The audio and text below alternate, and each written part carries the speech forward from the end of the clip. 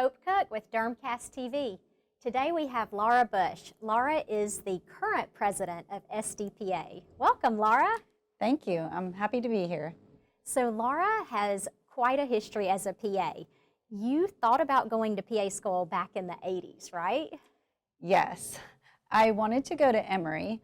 I was just in love with Atlanta, and I went there and I stumbled upon the PA program. I was actually looking at their medical school, and I kind of came upon the PA school, and I applied. Back then, the application process was pretty simple. It was paper, right? It was paper. And I left and went backpacking in Europe and took a break. And while I was gone, my mother received a hey, congratulations, you're in to our PA school. So she sent my $50 hold fee, and when I returned from Europe, she said, you are starting PA school in a week. I suggest you go find a place to live. Wow. So that's how I ended up in PA school. I went to Atlanta and moved there the next week. I love that you literally stumbled upon the PA school. And literally. You said it was just like in the basement of the children's hospital, right? It was. It was a small office in the basement of the children's hospital, and then it moved to a small, older house where now part of the CDC sits. Wow. So when you first became a PA, what was that like? Were patients open to it, or? So I would say that the doctors loved us. And the patients were very suspect of us. You would make the diagnosis and they'll say, well, now let's see what the doctor says. So it took a long time for patients to come around, but now the patients positively love us. Yeah. And so I think through the years, the profession has evolved. Yeah. And did you start out in dermatology? So no, I started out in Atlanta at the trauma center at Grady Hospital in the emergency room. I took the hardest job I could think of, which was that. Yeah, and then I went, after about 7 years, there was actually a shooting in the emergency room, and it was very close to me, like proximity. Wow. So I had a small child at the time, an infant, and I said, well, maybe I need to be closer to home and not doing this. So I did family practice for a short stint, which was a great basis for my true love, which was dermatology. Okay. Well, how did you get into dermatology?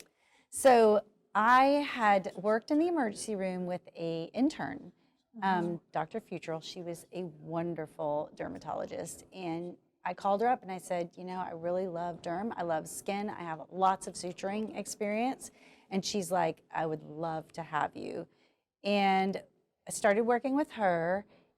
And then I eventually moved from that practice because we moved. And I'm at my current practice now for 16 years. I've been there. That is also impressive because so many PAs, you know, move around, but 16 years, that's a long time. And I bet you've developed like patient relationships that include parents and kids. And I have a really nice patient following. I love my patients. I get very close to them. I see their whole family, their extended family, their friends, their employers. Yeah. So it's been really nice working and living in the same community. Although I do miss my first physician I worked with because she was phenomenal. Yeah. And it sounds like she did a good job training you too. She did. She was the one who really taught me to treat a patient like you would treat your family. Yeah. That they are, everyone is someone's brother, someone's father, someone's mother, and that you should treat them as you would want to be treated, or you'd want your own father or your mother to be treated. And, you know, sometimes you have to be creative with medicine and do the right thing for them. And she taught me that. Yeah, that's good advice, especially for anybody starting out. Definitely. I would say keep that in the back of your head every time you see a patient. Yeah. And did you get started with SDPA early on, or did it take a while? So I actually attended the very first SDPA conference in San Antonio. Oh, wow. And I remember calling home and saying, oh my gosh, this is so great. I am so glad I'm in dermatology. I found my home. Oh, that's so cool. And here you are president. Yeah, well, I didn't think that then, though. I remember thinking, oh, I could never do that. And it was, I don't know if it's that conference or several later, I walked up to Archana Sangha, who was a past president, and I just thought she was so amazing and striking. And I just started a conversation with her in the hallway. And I said, I'd really love to volunteer. So I worked on the first round of Diplomate program and did some stuff with that. And then I worked at my state society for 6 years and became friends with all of them and did treasure for 6 whole years. And then I passed that one off. And I took a brief break, got my doctorate, and finished during COVID, which was interesting.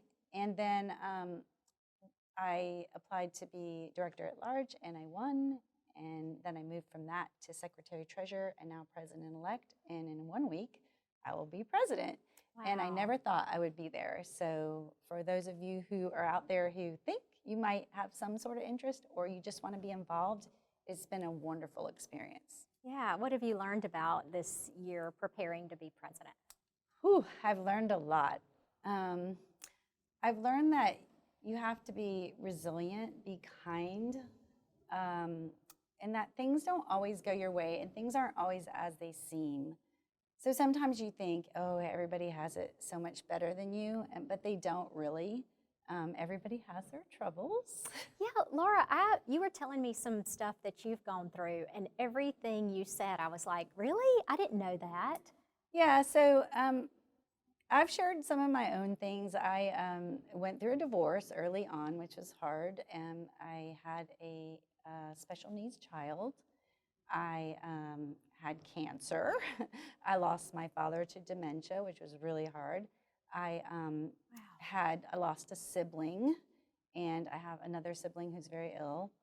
But through that, I looked at that as I was writing that, thinking about what I've gone through, and I said, every day I'm pretty happy. I live my life happy, and I think you have only so much time in your life, and you need to do good things with that and be happy. So everybody has their things they go through, but it just kind of makes you stronger. Yeah. And so I think I've grown a lot through those things. Do you have a practice of gratitude, or how do you maintain that positivity? I try to think positive of each day and not let too much of my day be consumed with any of that. So try to compartmentalize that off as it's a learning process, and be grateful for what you have in life. Just be grateful. I think if you live your life that way, and so I look at even this role, it is a privilege to serve members. It is a privilege to decide what my peers as Derm PAs are going to learn. That is just a huge gift and a huge privilege for me. Yeah. Is there any advice you would tell your younger self, like the PA who came to the very first SDPA conference? I think just get involved, do the right thing, learn. It is such an amazing field. And, it takes just speaking to each other. You'll grow through the experience. You'll meet phenomenal people. Like I've met you, and you're phenomenal. Oh. And I've gotten so many great contacts. Now, if I need help in anything, I've set up a network. I have a network of friends. And they're people who are the top PAs, which is wonderful. Yeah. But I would say learn your craft to where a Derm PA is the most educated, most up-to-date at what they do, so they can take the best care of patients. Because ultimately, why are we doing this? We're doing it to take good care of patients. Yeah.